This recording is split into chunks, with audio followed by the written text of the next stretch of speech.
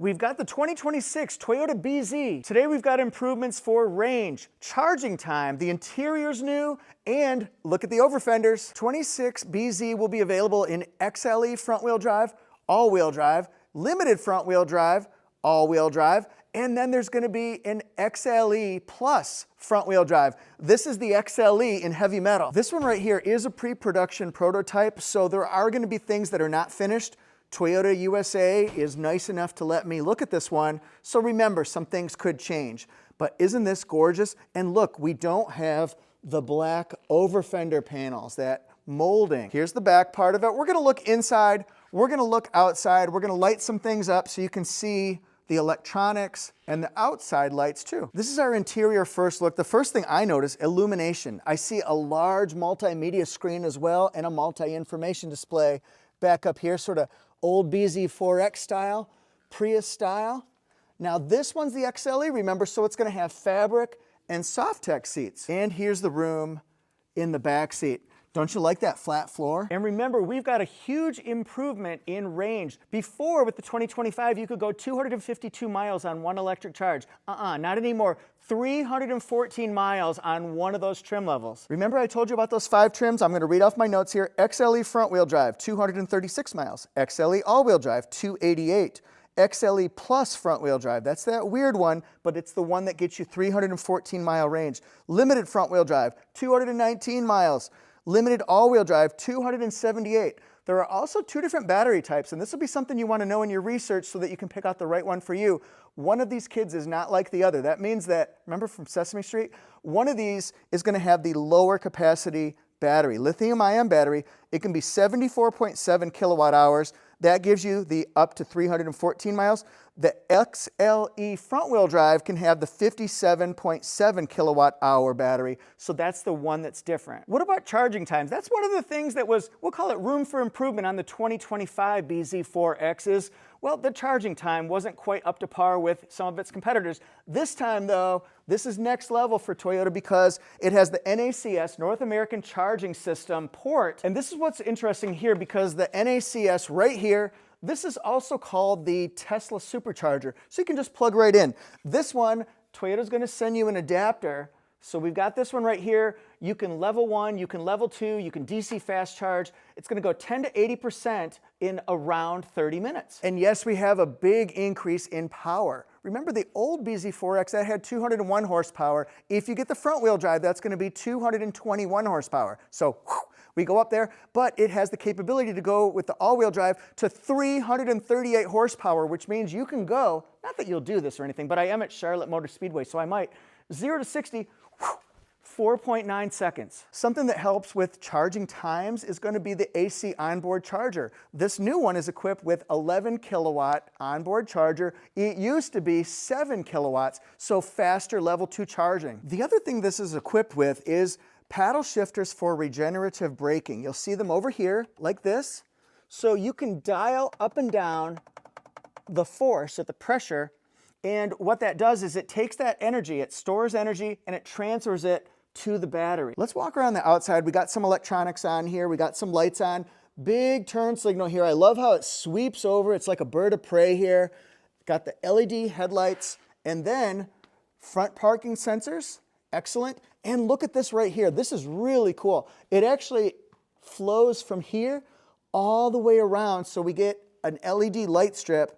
You know it's an electric, absolutely. This will have Toyota Safety Sense 3.0 on it. Don't you love the lines here? It's bold, but it's futuristic. It looks like something right out of the Jetsons. This is so much better. One of the things I didn't like about the BZ4X was those black armor panels. It was not an attractive vehicle in my mind, although I know why people would like it. You get the option to do this right here, the body colored over fenders. That's much, much better. Now you'll get the black ones on some trims, you'll get it as an option to do the body color on other trims. On some, you'll have a black roof. On some, you'll get the black roof and the black over fenders. So a couple different options here. Now this is not going to be finished. Remember, this is prototype. We talked about that. 18-inch wheel design right here. It's a metallic gray. I really like having this cut out here. Seeing around this A-pillar is invaluable to you and gives you peace of mind that you'll be able to detect the coast is clear here, here. It really does make things so much simpler when you're driving and turning and looking what's on your side. It's got black on the mirrors. Right here, we've got the turn signal indicator, the blind spot monitor, that second opinion that the coast is clear or not. Matte black down here. It's got auto lock and unlock, not just on the front doors. No, we got more. Next level, baby. It's the back doors as well. You'll see black along the windows, gloss black rails, gloss black shark fin antenna, not baby shark fin antenna, but baby shark fin antenna in gloss black. So yeah, that's cool. Does not have the moonroof on this one. And around here, look at this. Those LED tail lights, the LED light bar, very impressive. I like how it swoops in here, almost like feathers. Super cool. What about here? We've got a backup camera. This is how you open up the hatch, and it's got backup sensors as well. You can see them coming over here, here, here. It says battery electric vehicle, BEV, and that's Toyota's Beyond Zero logo. You'll see that on all of Toyota's electrified offerings. It has a power hatch. Holla! Very nice. This is going to have 27.7 cubic feet of space behind that second row. The lighting won't be the best, but we're going to do the best we can here. Let's go in here, and you can see 1,500 watts of power. You know that's enough to charge a microwave. Very nice. And we've got a hook here, so maybe bag of groceries you want to hang that you don't want to knock the stuff out of. It's got LED lights and of course that tonneau cover. Pretty wide opening here. It's very sloped. What about underneath here? Well, there's a little latch, so we're going to pull it. Oh, extra storage room under here? Are you kidding me? This is nice, and you can even put your tonneau cover, pop open those sides, and store it there. All right, listen to this. Remember, pre-production unit, pretty solid here. We have right here 35.3 inches of rear seat legroom. This is with the seat all the way back, so there's a good amount of space here. The seating is very comfortable right now. I'm sitting on the fabric. My first time sitting on that. Oh yeah, the soft touch feels good. Nice big seats, and it's very wide. All right, look in here. We've got soft touch panels all the way through. Remember, a lot of this material could be changed because it's not in production yet. USB-Cs right here, which is great. Rear air, illumination, not nice. And then this armrest, nice surface area, good cups, and you can put your phone in here or your chapstick or whatever you want to. Real easy to get to child safety latches as well. Going in this panel here, the passenger side soft touch panel. Remember, this is going to be changed here. That's not the finished surface by any means. It does have a hand pump, so it's the poor man's power seat. Rolls up here. Good bolstering on here. It really would lock you in.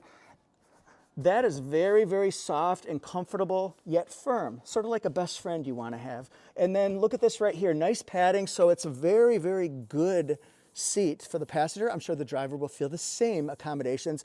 This has ambient lighting. Right now they chose purple, but you can switch it to 64 different adjustable. That's right, it's 64 color adjustable illumination. 14-inch screen. How about 2 wireless chargers? That way the passenger doesn't have to watch you charging and they don't get to. So USB-C under here, extra space, cup holders. I love it. This is soft touch right here. And then how does this open up? Right here. You can open it up from this side. It goes very, very deep in here. Big area. And you can also open it from the driver's side. And in the driver's side, we've got soft touch panels here. I really like having that. The cup holders. This is a power driver's seat, and the operation is very quick. You can twist, turn, go up and down. It has 2-way lumbar support. Just overall, a really nice interior cabin. Now, you can choose the Softex and fabric seats right here. It's sort of like the black charcoal look. That would be one option. In the Limited, you can get light gray or black Softex seats. Here are the steering wheel controls. They're pretty easy to figure out. They're very similar to other Toyotas.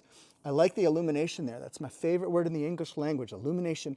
And then right here, we've got that multi-information display that you can change and get different pieces of information you might want. Eco mode, snow, brake hold, electronic parking brake, and you shift by pushing down and turning it just like that. There's park, your flashers, and then they don't have this part of it active because, again, it's a prototype, so I think we're probably not going to be able to see a ton, but you can enable your audio, and that probably won't be on right now because we're in a building. The climate controls are down here. They're fixed, so that way you can always see them.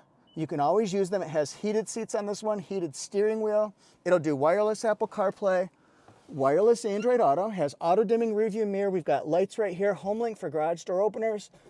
And yes, it has a slider function. Let's test out the visibility real quick.